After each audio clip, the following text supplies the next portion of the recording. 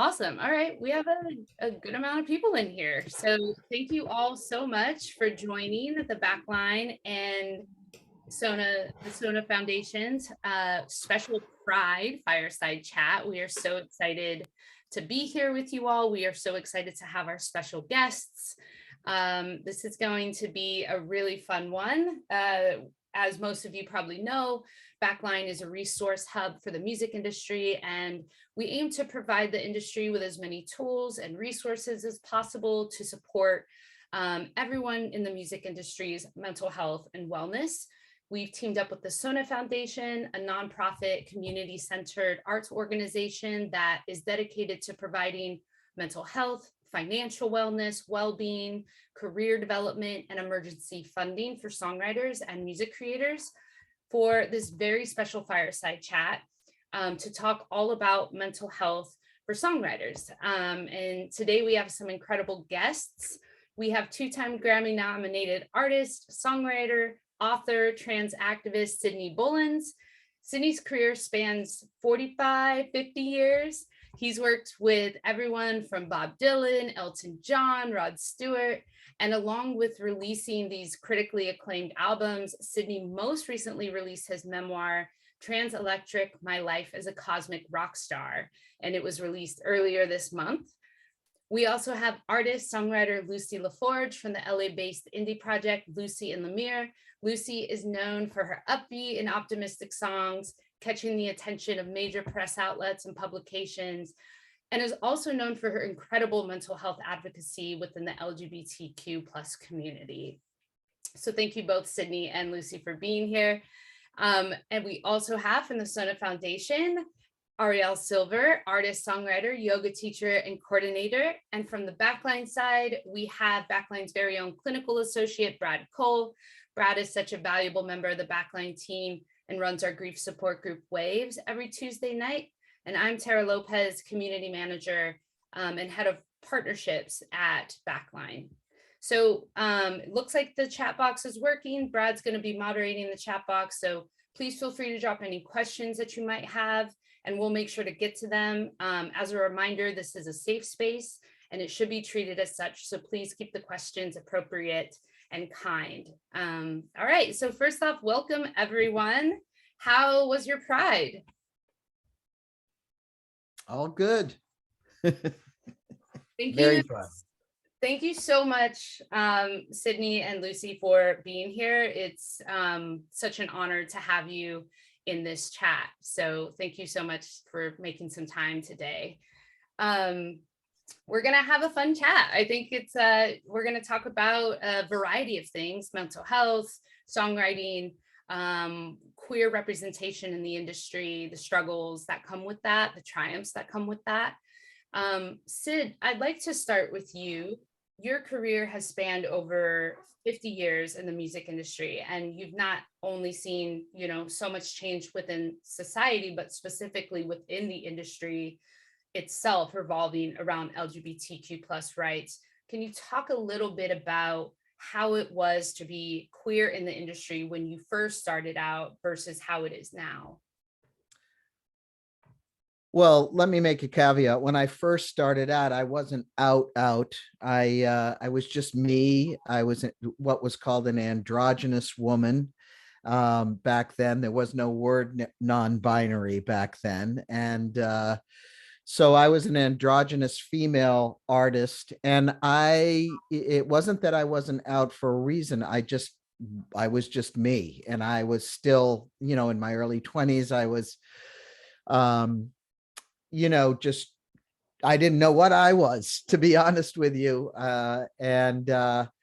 So I was just looking for a career. And back then, for me, the issue was not so much being out, it was being an androgynous woman in the music business, because in the 70s, there was, I'm not trying to say this as an ego thing, there was nobody like me, because I was, you know, played electric guitar. I was, you know, wrote my own songs.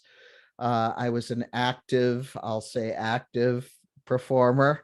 And so it was different back then. And I was singled out I mean, I attracted attention because I was different, but I also, the audiences I had no issues with, but the record companies I did, because and once I finally got a deal in 1978, after trying for a couple of years, I was on the road with Elton John in 75 and 76, and then 77 I started writing my own songs and shopping, and I got turned down by almost every record company there was back then, until finally I got a deal. But when I got the deal, and I put a record out and everything, and got nominated for a Grammy for my single Survivor back then, but they wanted me to be more like a woman.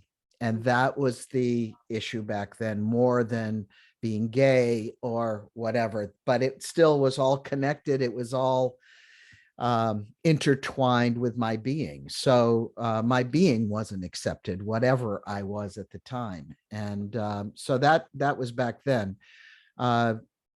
We don't want to go through all my 50 years of experience here. There are other people in the room, but that's what it was like back then. And so to draw a contrast between now, I'd like to hear from Lucy too about that. But when I will say this, and we can come back to it. When I transitioned 12 years ago, or let's just say a few years ago, when I made my first record as Sydney, I was not accepted into by even the people who had distributed my records before. They didn't want anything to do with my record as Sid. And but that's changed now, and it is going to come out, and we can talk about that later. But I'd like to hear from Lucy. Or Yeah, Lucy, I mean, as Sid was saying earlier in his career, just not being accepted for who he was. Does that resonate at all with you? Have you had to, confront that as well within the industry? So my story is a little newer in the sense that I came out 5 years ago, 2018. Um, and yet still there has been quite a difference. Just over the last 5 years, it's pretty phenomenal how during, 2020, 21, the movement is spreading. There are positives, and the political climate always, enhances some things and then really brings us back in a lot of ways. I would say that I deliberately moved to Los Angeles. I moved to a city because I grew up in a very small conservative place. So I felt welcomed immediately because there was such a difference from going from a suburban small town to a city like Los Angeles, where there are so many queer events happening. The the struggle for me was coming out as queer and as bisexual because I didn't feel that I had a place within the community. And so from there, that's when I started creating my own, benefit concerts for the LA LGBT Center, and started looking for people who fit somewhere in between the straight and gay labels. And I was overjoyed because there's such a big community here. It's just not quite as big as certain parts of the community. Wow. That's amazing that you were able to kind of carve out your own community once you were here, because I feel like that's so necessary, especially coming from a smaller town to a very large city where I lived in LA for years. And as a queer artist, I felt very isolated for a really long time until I finally did find my people. But it took many, many years. So that's incredible that you were able to, kind of create your own lane with it. I was looking for community. I knew that's because before then, all my friends were online. All my queer friends were on the internet, which is a wonderful thing. And it's a wonderful place to find community. I was just really craving that, like, meet up for coffee, go to Pride together, share that experience. And even coming to LA, you do still have to seek it out and look for those people, and, put that energy there, and you will find your people. Well, speaking of creating your own lane, your music is so deeply rooted in LGBTQ plus rights, and also you're so open about mental health. Why, Lucy, is it important for you to be so open about not only your queerness, but also about your own mental health? I think the two really go hand in hand. And as artists, it's our job to be honest. The best songs are the most honest songs. And honestly, I think identifying as queer in itself, there's going to be some struggles. There's going to be mental health. Like, I wish there wasn't, but I would say in my experience coming out, that's a huge struggle for a lot of people. Even if you're welcomed with open arms, there's still, a lot of times there's shame, there's guilt, there's, before coming out, after coming out, your friends change, things change, and there can be anxiety, there can be depression that follows.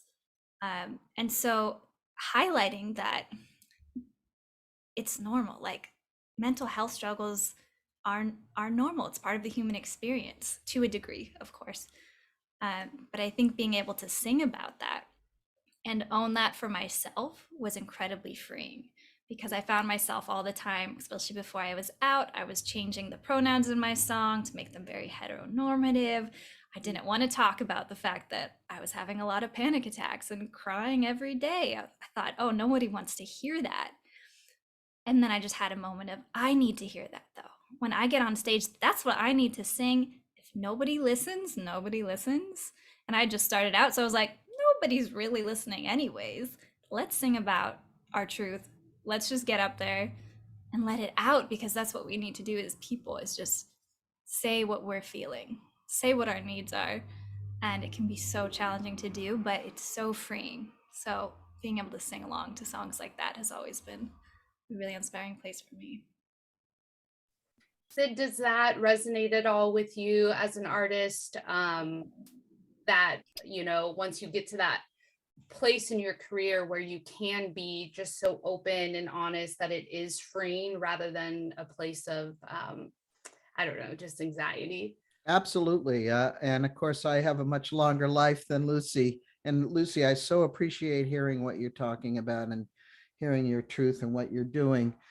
And first of all, I've struggled with mental health issues my whole life.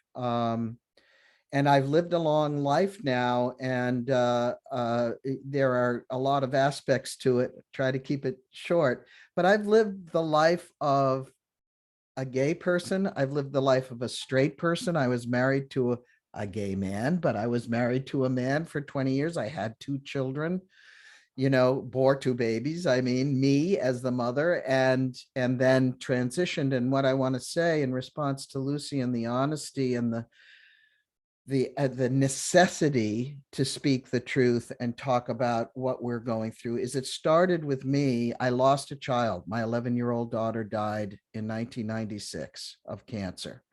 And I wrote an album after that, in the aftermath, in the first 2 years after her death. And it sounds very kind of compressed right now and unemotional, but it was obviously an emotional time. I didn't set out to say, okay, I'm now going to write an album about the death of my daughter, but that's what happened. I started writing songs about the truth, my grief that was going through me, and the moments of my grief over a period of almost 2 years after her death. Now, I am a songwriter and I am a crafter of songs. And even though I wasn't crafting the songs, because I had so many years of songwriting, both for myself, and at that time, I was also considered a Nashville songwriter, even though I didn't live here at the time. I live here now, but yeah, I didn't live here at the time. I was writing songs, co-writing songs with other people here. So my craft was churning in me. I was getting better and better as a songwriter. So by the time I wrote those songs about my daughter, Jessie, or about my experience in losing a child, the songs were universal as well as specific. So that album became having nothing to do with my efforts, became the biggest album I had as an artist. I hadn't recorded an album in 10 years before that. But I had to express my grief. in some way. And over that period of 2 years, it became an album. And my friends started encouraging me to put it out. And I first put it out as a charity album for bereaved parent, for the Maine state of Maine, which is where I was living, Maine Children's Cancer Program. So it was all about me doing, it was for me. Those songs were written for me, just like Lucy was saying. She had to write them for herself, to hear herself talking about that, talking about the issues that she was going through. And I had to do that. And that's what started me on the path of writing only my own truth. Now, that doesn't mean that every song is this poignant, deep, self-revealing song. I write fun rock and roll songs too, but they have to have some resonance within me. They have to move me in some way before I will sing them. And that's also part of my truth. And it has to elicit some response in me, even if it's a fun response, even if it's something that makes me feel joy at the time because it's a good rock and roll song. And I think that's part of it. All comes back to my mental health. It all comes back to what makes me feel good. And obviously, as performers as well as songwriters, it's a circular motion. It's a circular thing. If I'm writing a song for myself in my room, in my office where I sit right now, and it makes me feel something, then I know I can present it to you, an audience. And I believe, because I believe in it and because it moves something in me, that it can, then maybe it will elicit something in you. And that's the circular thing. Then it elicits something in me and says, oh, I've done something for somebody else too. Somebody can relate to something that I'm going through. Thank you both so much for talking about your process for songwriting, because I do feel as an artist myself, and when I write songs, it very much is deeply at first rooted in whatever I'm going through, but then I do kind of see like how universal it can become and also help others. Ariel, did any of that resonate with you as a songwriter?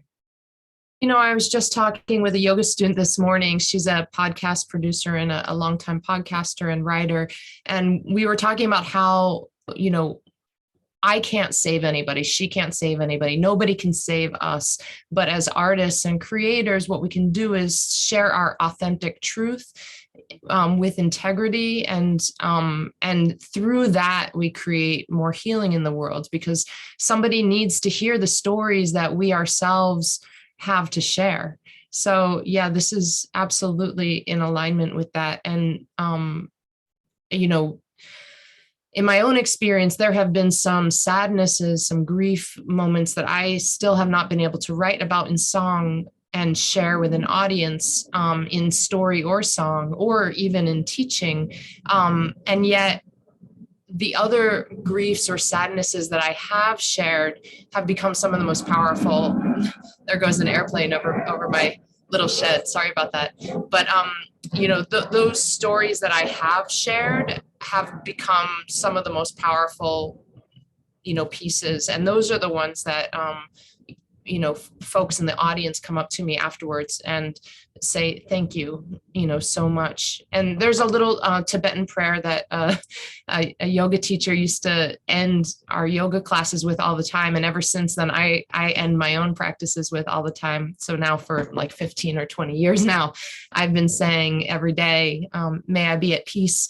May my heart remain open. May I know the beauty of my own true nature.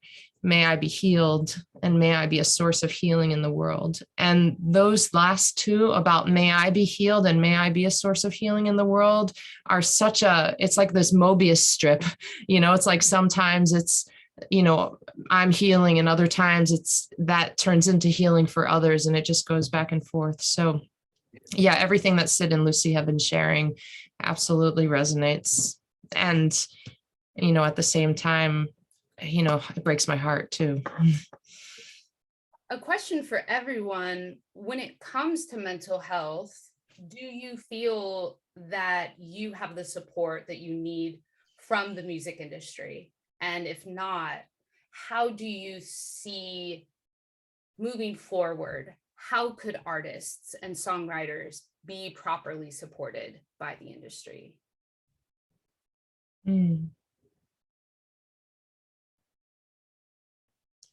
goes first? That's a big one. You know, part of my problem in my own head is isolation. When I get depressed, which is my issue, I'm a depressive, I guess you could call it. I go into my own space and I don't feel that there's any help. It's my own perception of it. But so I just want to say that because that's something that I have to remember, that more and more and more, in just like we're doing right now, this is so important for people to understand, of all ages, that there is help and there's more help coming. And I forget that. I have a line in my book. Can I do some shameless promotion? So this is my memoir, Trans Electric, My Life as a Cosmic Rock Star. And it has all of my stuff in it. It's like a song, Lucy. It's that honest, I'm so excited to read it. Retrospective of my life and my process of going through all. It's got the bells and whistles, and I'm not really trying to sell my book. I'm trying to get to a point here, but it's got the splits in me. It's got the depression that's been ongoing throughout my life. I'm a trans person too. And I have been trans person since I realized that when I was 3 years old, and I didn't transition until I was 60. So, I mean, it's like crazy, but I tend to forget that there's help. And what I want to say is there's much more help now than there ever has been. And I have to remember that. I have to remember that there's places I can go and people I can talk to. I'm also in recovery, and I know that for a fact. So I've been in recovery for almost 50 years. So I know that there's places I can go, but sometimes I think, well, I was going to say, because of my isolation issues, it's harder for me to reach out for help than there is help. You know what I mean? I know that there's help. So I want to just express to those who may be listening that I get it when we're in a place that we say, there isn't anything, there's no use. Guess what? There is.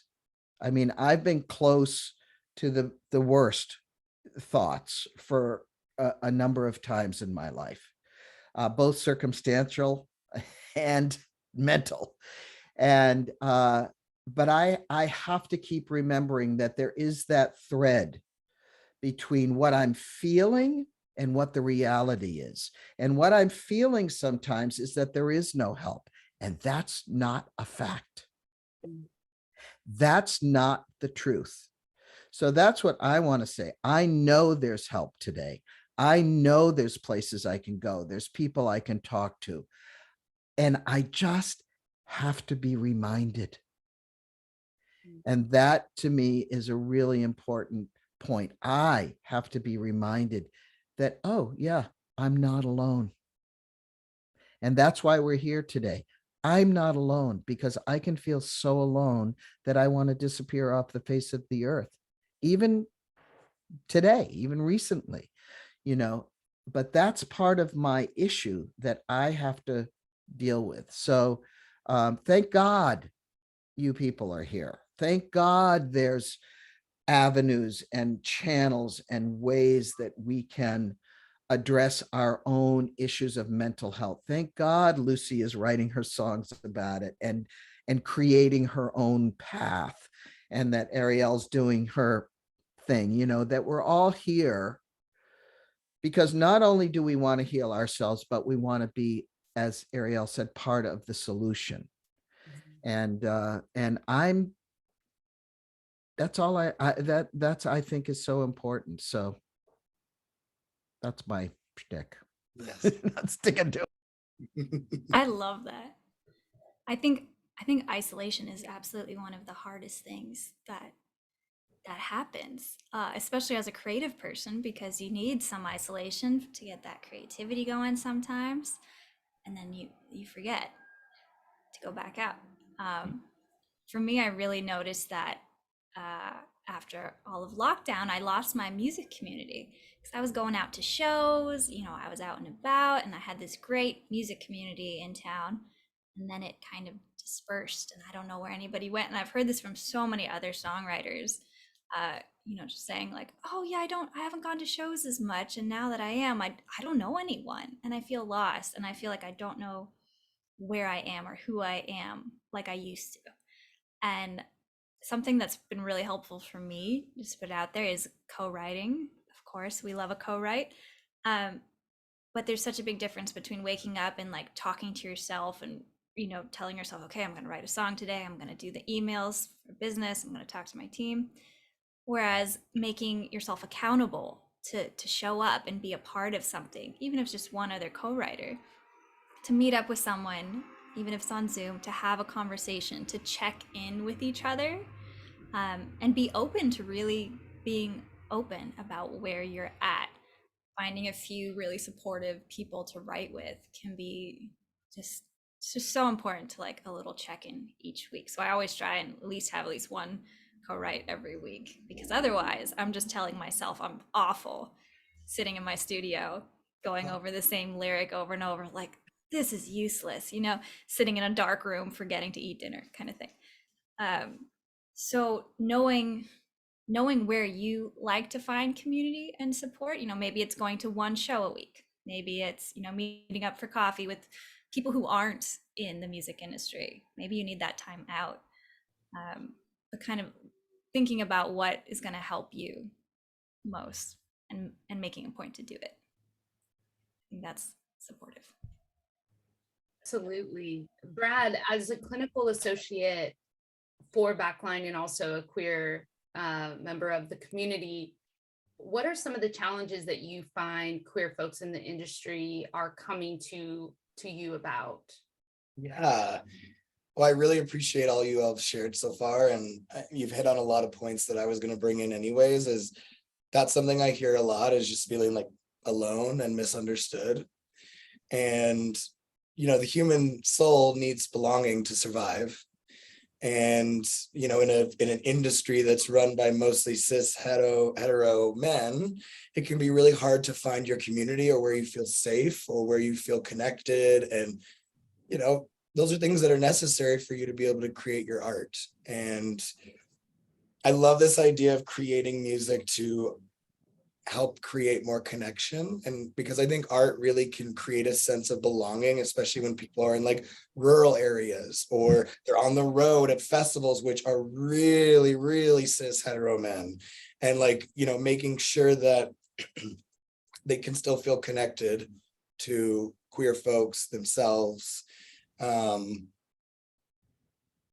yeah, that's you all have already kind of said what I would already kind of bring into clients, but this idea of belonging and feeling connected is so important.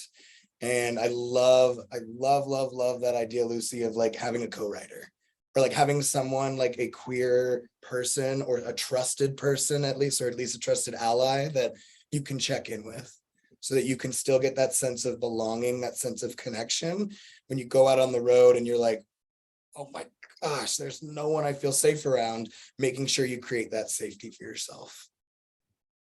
Yeah, what Lucy mentioned in co-writing, I always seem to forget. It does a lot of the time when you're in the studio and you're by yourself or you're writing, it's really easy to forget that there are other people out there that you would connect with and that you would vibe with and that would get you.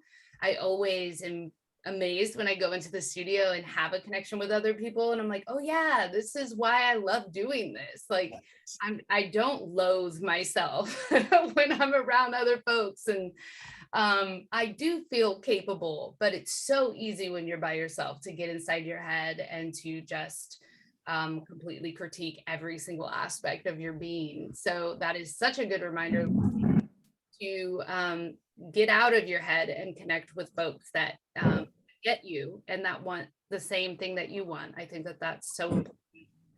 Well, yeah, I think also like as queer people, we've all experienced some semblance of feeling alone or Right. feeling like we don't belong anywhere. And like to then go out into your work or like go into an isolated space to create, and then you're like, wait, I'm really alone here. It's just so important to have your people. I think community, as Lucy was alluding to, with whether it's co-writing or just having coffee with another friend at a coffee shop, now that we're out of the pandemic, which is a whole nother subject, as Lucy brought up. But community is so important. I live in Nashville now. I mean, I'm from the Northeast. I had my career start in Los Angeles, lived there for many years, lived in New York City. My wife is from New Mexico. I lived there for a couple of years after we got married. We're in Nashville now, which is the epicenter of the anti-trans stuff. And I'm a trans person, and we have talked many times, including really recently, about moving. Yeah. Because I live in a red state that doesn't want me here, that wants me gone. And I feel that as a trans person systemically more than I felt it as a gay person back in the day, more than I felt it as somebody, as a woman in the music business, more than I felt it. And you're right, Brad, about the cis men, white men running the whole show mostly. But as a trans person, I see, I feel even more. And when I say persecuted, I don't mean personally, because I'm invisible. My wife and I walk down the street, nobody knows anything, but I know who I am. And so what I wanted to say was I live in Nashville, which is, and Nashville, of course, is a blue bubble, but the reason we stay, my wife and I, is because of our community here. We have a queer community here, and I have a songwriter community here. I mean, I've known my friends here who are songwriters and people in the business here for over 30 years that I've been coming here. So I have a deep, deep community here in terms of my songwriting and my music. But we also have a deep queer community here. And they're not always the same. Some of them cross paths and some of them don't. Some of the people are queer songwriters and some aren't. But it is all about community, whether, like I said, whether we're co-writing or whether we're having a cup of coffee or something. And that's why we stay in Nashville, in a red state that doesn't want me here and is getting worse, by the way, by the day. And may not stay here forever, but the reason we're here is because of community. And I also have a community in LA and New York and Maine, where I'm from, and all that stuff. But here is where they both intersect in a deeper way. And so I just wanted to say, yeah, community is it in terms of staying at least remotely sane. Mm-hmm. Well, Sid, you bring up a good point with the current political climate and all of that anti-transness, anti-LGBTQ discourse happening. How does that affect, and this is a question for everyone, how does that affect your day-to-day mental health? I know for me, it weighs very heavy on my mind. There's some days where I feel incredibly inspired to fight in whatever possible way, in whatever platform and music and in advocacy. And in other days, I just feel completely overwhelmed and stuck at times. I'm wondering how this affects your day-to-day mental health. I'll just say it, and then I want to hear everybody else. For me, it affects me a lot. and I wish it didn't. Yeah. It does. And I do the same exact thing you do, Tara. I one day I'm like, okay, here we go. I'm out there, and I'm one of those people who gets called, by the press or radio, progressive resources here in Nashville because I am a trans person. I am out. I am, somebody who they know about. And so I get called to comment on things. I get called to go on radio shows about the new laws, and I get called to do these things. And I do it, obviously, because I think it's important to be out and be doing those things and to be an advocate and an ally to the young people, really. I mean, now that I'm old, it's all about the young people. And and there is activism going on here in Nashville. Believe me, there's a lot of activism going on, and I want to be a part of it. But there are other days when I just go, you know what? I have a little house on an island 12 miles off the coast of Maine, and that's where I want to go and spend the rest of my life. But I can't do that. And that's part of the mental health thing too. I can't. I mean, maybe it's just part of who I am, but I think we're all that way. And these squares here, rectangles, is if I'm not a part of something, then I'm feeding my own issues with feeling alone. And so it gets back to having a cup of coffee or writing a song with somebody or being an activist and being out there. We don't all have to be carrying signs on the street with 3,000 other people, but I keep it to myself. I have to show up, and sometimes that's writing a song that resonates with other people, or that I find out resonates with other people. And sometimes that's showing up and saying, yeah, this is what's happening and it can't happen anymore, and we have to do something about it. But I do the same thing. It affects me greatly on a day-to-day basis, and it has gotten worse. And so it adds to the struggle we all have. But again, community, whether it's doing something like this or reaching out, is the only thing we can do, I think, to save us. Sid, I have a question for you. How do you, what are some ways you check in with yourself to know, okay, today's the day I'm making a sign and I'm out on the streets and I'm representing and I'm fighting? And how do you know when it's like, oh no, I'm going to go to Maine. I'm going to get some family time. I'm going to have some tea. Yeah. How do you check in and allow yourself to make that decision? Because that's something I struggle with. I have a lot of social anxiety. So going to the Pride Parade and waving and being on floats, I'm like, this is a nightmare. So happy to be here. How do you know? I don't always know. And to be honest with you, I mean, here's an example. My wife, Tanya, and I said, oh, we're going to go to the Pride Parade this year. Yeah. And then it was like, no, we aren't. No, we're not going. But we do other things. We go and have dinner with a couple of people or something like that. So I have the same issue. I don't know if I deal with it any better than you do. It's just, and I don't always take the best care of myself, which comes back to checking in with other people, because some days I'm like sitting there going, what do I do today? And I have to force myself. I want to say something about physical activity because and I've always been this way. My wife is the opposite. So sometimes I have to drag her out to take a walk or something. But for me, physical activity is a must. If I don't do something physical, I can go for 2 or 3 days if I'm driving somewhere, or if I'm, stuck in the studio or something, or if it's raining in the weather or something, without doing something. But I can last about 3 days until I say, if I don't do something physical with my body, it's not, whatever I'm supposed to be doing is not going to happen. So so that's part of my self-care. And it's kind of like the bottom line. It's like, I don't care how bad I'm feeling. and how alone or how depressed or how hopeless I feel because of the political situation, whatever, I'm going to go to the gym, or I'm going to go for a walk, or I'm going to go for a bike ride. I can't jog anymore. I was a runner for decades.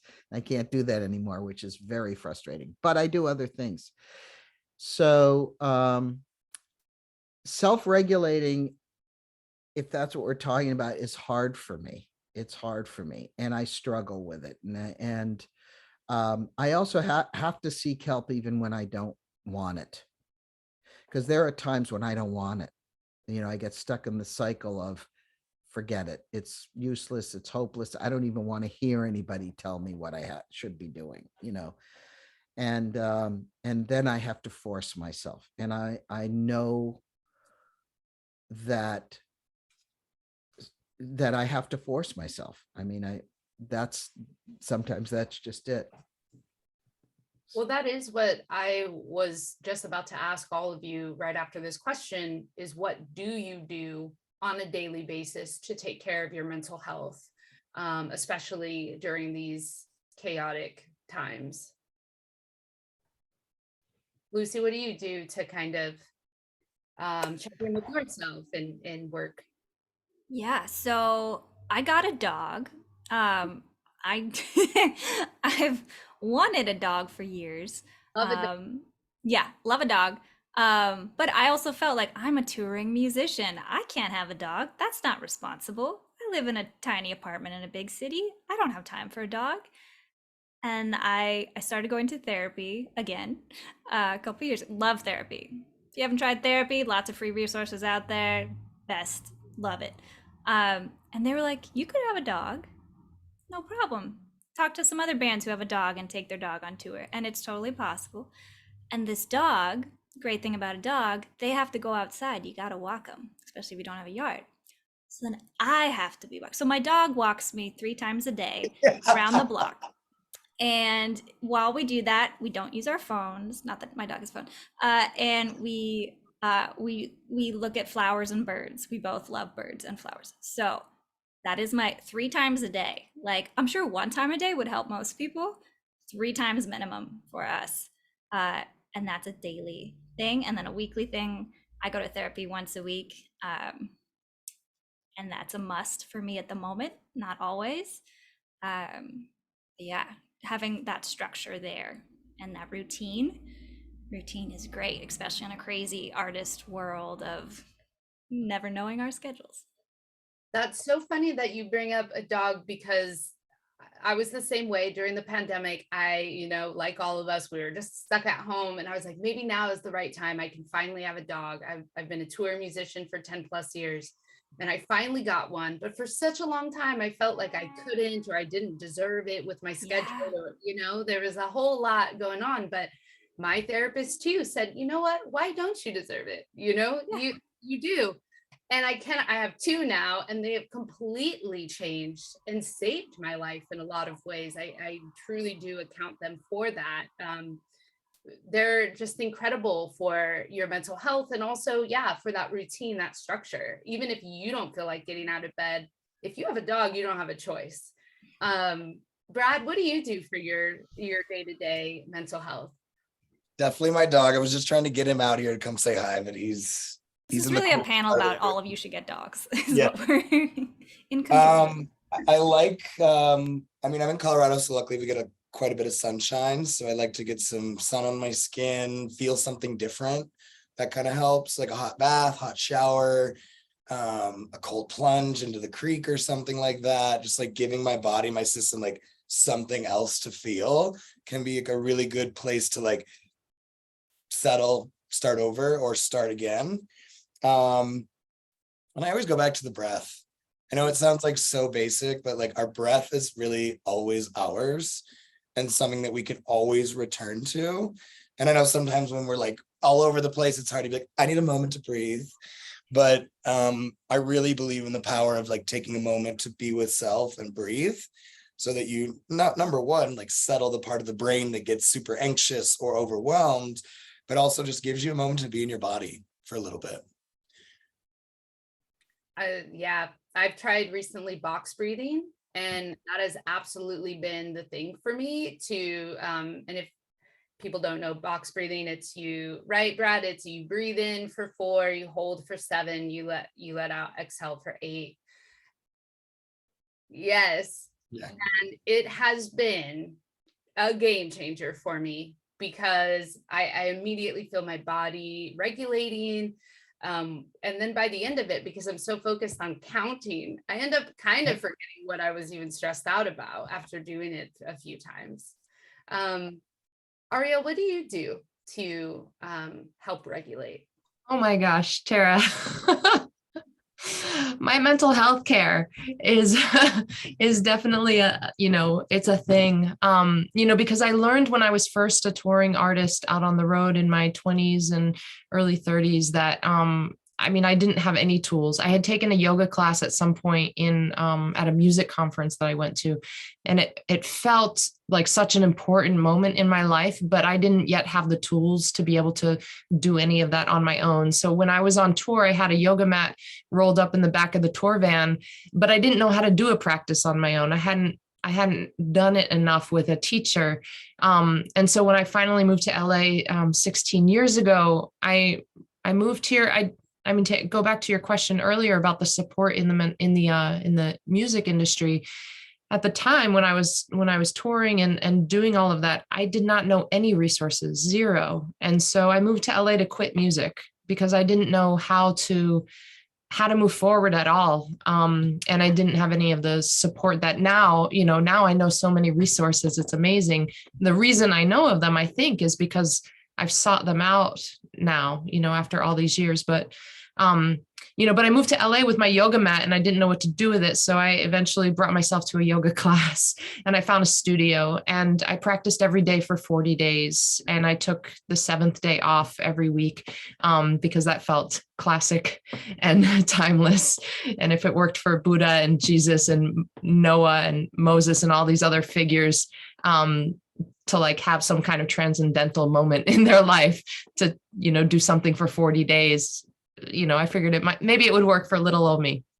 And that turned into 100 days, a year, 2 years, 10 years. At some point in time, I became a teacher and got multiple certifications. And through that whole process, it's like I've added layer upon layer upon layer of self-care. And so similar to what you were talking about with box breathing every morning, when I'm not on tour, I find it very hard to do this when I'm on tour. But when I'm at home every morning, I just sit and meditate and I do a breathing practice, which is similar to what you were saying, but starting with a count of 5, inhale, 5, hold, 5, exhale, 5, hold. And I go around that for a few times. And then I increase the size of that square till I've doubled the 5, till I'm up to 10. And then I decrease incrementally back to the 5. And by then the coffee maker has finished brewing and I stop meditation. I pour myself a cup of coffee and then journal for a long time. And, just like self-reflection and every day reflect on the best moment of the day before and evidence of abundance in the world from the day before. And I feel like when I do those things in my journal, they help me to find evidence of abundance and beauty and generosity and goodness in the world. Over time, it's had a phenomenal impact on me instead of seeing the world through this lens of struggle, I guess. Just being able to count, every day. Oh, what was the best moment of yesterday? Oh yeah, that was an amazing moment. And just to remember it. Moments go by so fast. And even if they feel great at the time, the next day I'm kind of on to the next thing and I forget to reflect unless I do it in my journal. So, and I'm with Sid and Lucy. Exercise for me is, whether it's really it's both. It's a physical yoga practice on the mat, but it's also going out in the sunshine or whatever weather is out there, because there is some sunshine that's coming through no matter what it is. And just the combination of moving and, getting that little bit of vitamin D or a lot of it helps a lot. I think one more thing I was thinking about when either Sid or Lucy was talking, You know, I try to remind myself when I was thinking about this, especially at the beginning of the pandemic, when I was feeling awful, like many people, anxious, overwhelmed, angry, scared, full of grief. I tried at that time to reach out to friends and just check up on them, because what I really needed was someone to check up on me.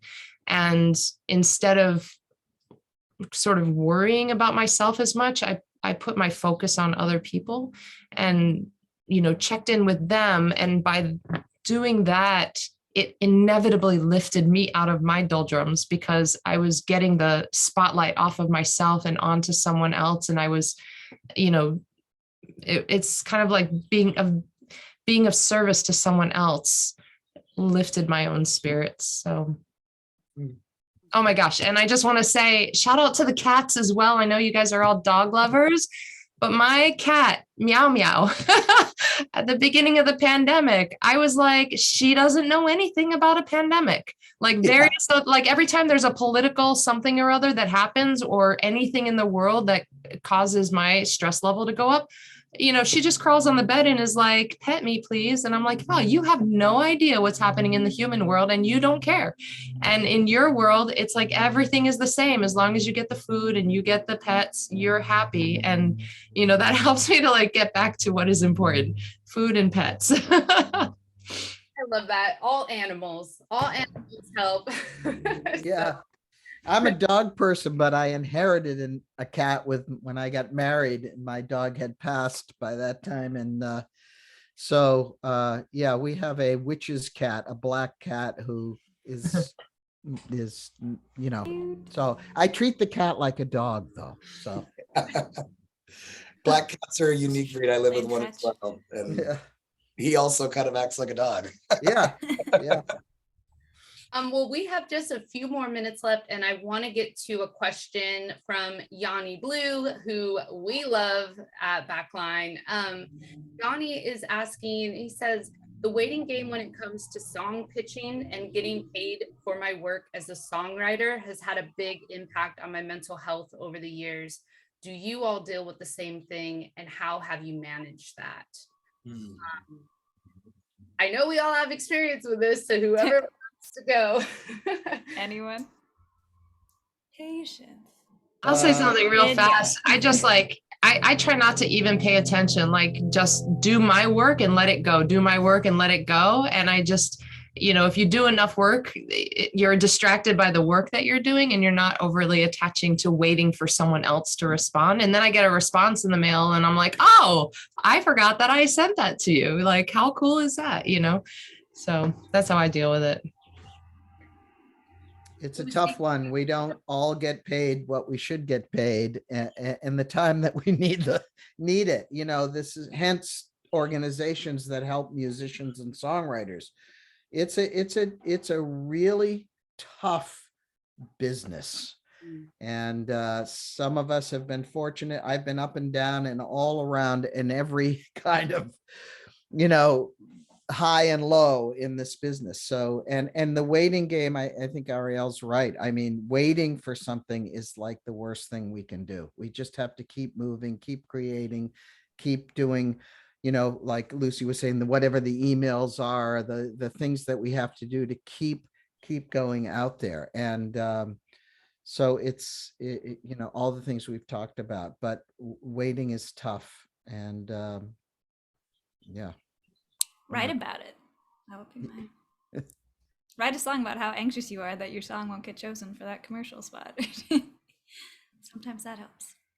It is very real though, the mental health toll of just being in the industry, and the, like Sid was saying, the highs and lows of it all is just wild. And it's something where you do have to just keep going, because otherwise it's like, what's the other option? And so it's wild. It's something that I'm still trying to, you know, just kind of process as an artist.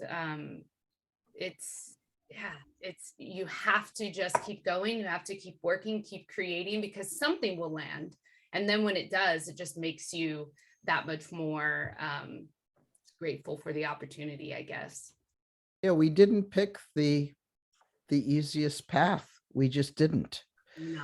And if art of any kind chooses you, then good luck, because it is not an easy path. It really, really isn't. And I try to think back to a lot of the people who have gone before me who didn't get their due, but who we know the names of, and who have had such were such creative people, and who didn't really get their due. Or the money, if that's part of what you think is the due, so it's we've picked a hard path, but it's a noble path.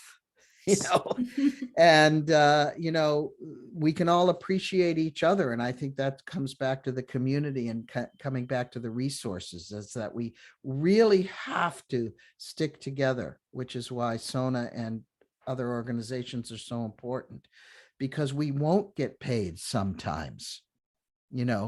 We will at other times. Some of us make a living, some of us don't. And so what is your passion, and how are you going to follow that passion? And are you willing to follow that passion? And sometimes we can't, even if we're willing, we can't. We have to do something else to supplement, and there's no shame in any of that.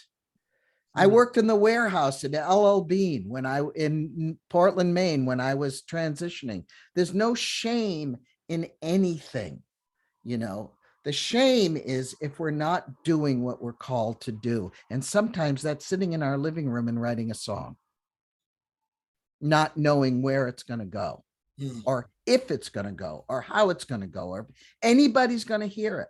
What is it that you have to do because you have to do it? And there's no shame in trying to make things work. Amen. In life, period.